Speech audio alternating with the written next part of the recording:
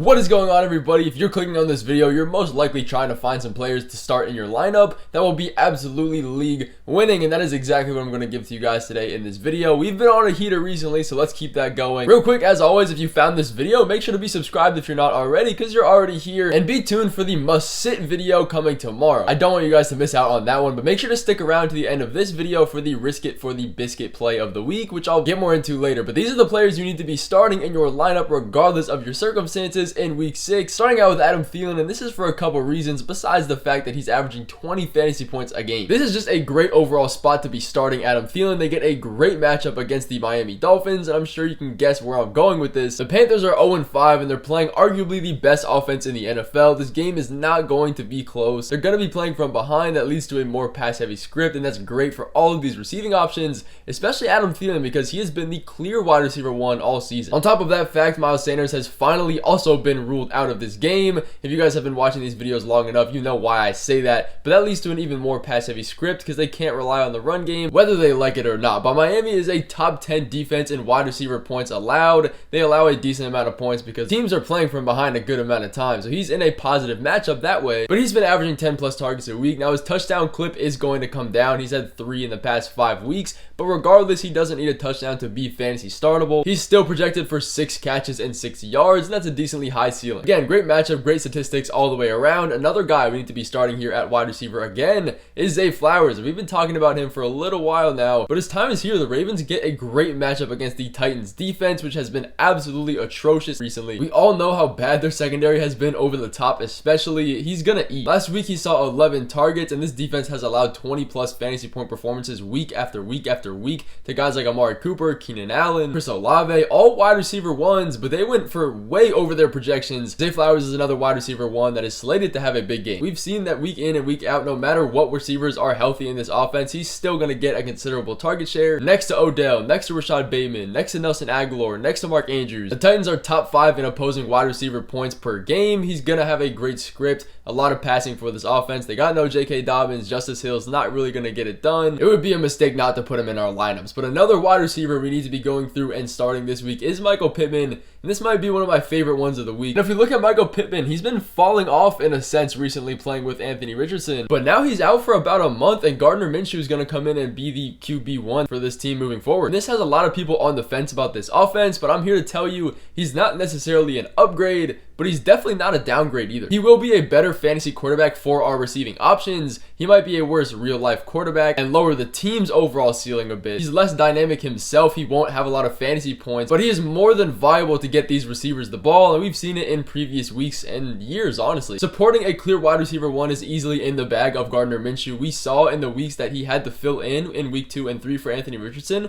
Those were 2 of Michael Pittman's best weeks of the season. And this all just means that you don't have to be scared about the QB swap for the Colts, especially for Michael Pittman. And they get a great matchup against the Jaguars defense, who might not rank the best in opposing wide receiver points allowed. This matchup is going to be a shootout. There will be a lot of points scored. The total of this game is projected around just under 50 points. That is a lot. In week 1, these teams played and combined for a 52 total point score. I expect it to be somewhere around there again. And in the last 3 games against the Jaguars, Michael Pittman has averaged over 20 fantasy points a game. Don't be scared with Gardner Minshew. The numbers love Michael Pittman this week. I love him as well. He's in a great situation. He is a surefire start. Moving into a running back we need to be starting this week, and that is Raheem Mostert. If you guys have been around these videos, you know I'm not particularly in love with him, but we got to be starting him this week regardless, and let me get into why he's such a good option. If we just look at all of the intangibles of this matchup, you are going to be stupid if you don't start him. First and foremost, obviously there is no Devon Achane. He is on IR with a knee injury, and week 1 and 2 were some of the best performances by Raheem Mostert. Those 2 weeks where Devon Achane was still injured in the beginning of the season. But the true amazing thing about this matchup, besides no Devon Achane,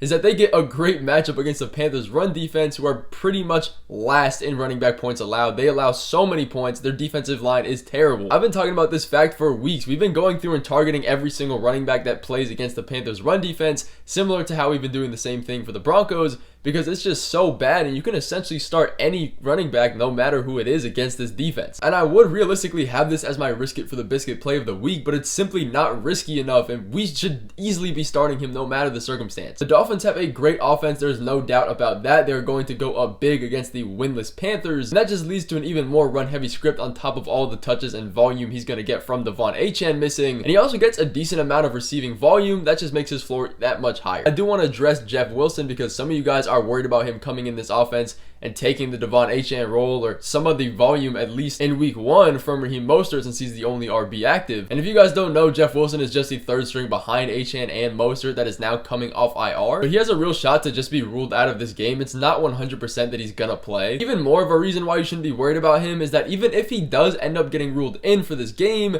it is confirmed that he's going to be on a snap count, so either way he's not going to be relied upon at all and probably not see more than 5 touches. Mostert was the workhorse only running back they used in the first 2 weeks. There's no reason that would change now. They relied on it for him then, they're going to continue. He's just a great start in pretty much every aspect we look for, but another guy, a wide receiver here we got to be starting this week is DJ Moore. And he's had a pretty up and down start to the season, but he has absolutely capitalized on bad defenses, and most of that really has to do with Justin Fields. Against bottom 10 defenses, he's averaging 30 fantasy points a game, but anything above that is only 15 points for him. The level of defense Justin Fields in this offense plays against is night and day compared to their fantasy numbers, and lucky for us, this team gets a great matchup against the infamous Minnesota Vikings, so we're going to continue to ride this wave while we can. If this is your first time watching these videos and you're not hip to the Minnesota Vikings, they are top 5 in points allowed to opposing quarterbacks and dead last for wide receivers. They allow the most points to fantasy wide receivers. Their entire defense just can't hold anybody. This Vikings defense has been terrible, and they are even worse over the top for big plays. They are number 1 in big plays allowed, and that is where DJ Moore succeeds. He might not have another 200-yard and 3 touchdown game,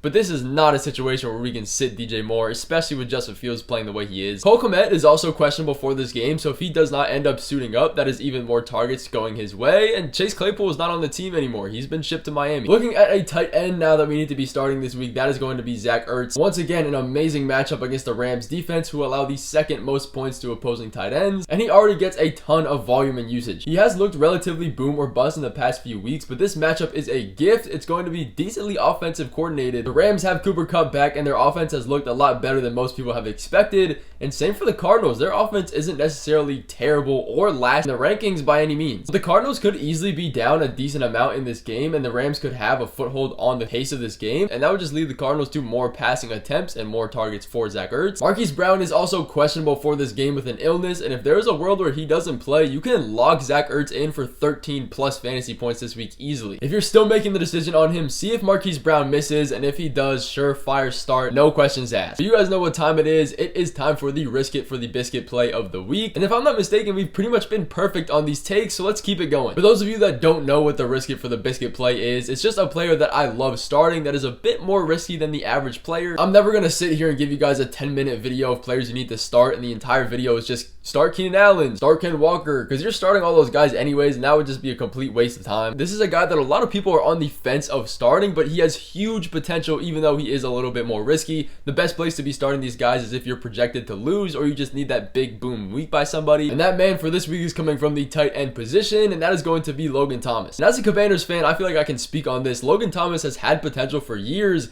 He just hasn't been able to stay healthy, so he's never really been an integral part of this offense. Last week against the Bears, he led the team in targets. He had 80 yards and a touchdown, by far the best game of his season, and it doesn't really look like this game script is going to change away from Logan Thomas. Sam Howell is 4th in pass attempts and 9th in red zone efficiency, something we haven't seen from a Washington team in a very long time. But outside of that, Logan Thomas gets a great matchup against the Atlanta Falcons, who are top 3 in fantasy points allowed to opposing tight ends. And with the addition of Eric Bieniemy, everybody was saying he's going to elevate this offense and make these receiving options so much better, but we all kind of brushed under the rug that he called plays for arguably one of the best tight ends in the entire history of the NFL. Now don't get me wrong, I'm not comparing Logan Thomas to Travis Kelce, but we saw what he was able to do with Travis Kelce, and he's clearly implementing Logan Thomas as an integral part of this offense now, and we can't overlook that. He has a great matchup this week. All of the numbers match up to this start. I love him as well. But moving on to another player, you guys know I love to end these videos off with defenses you could be streaming off the waivers to start and give you big points.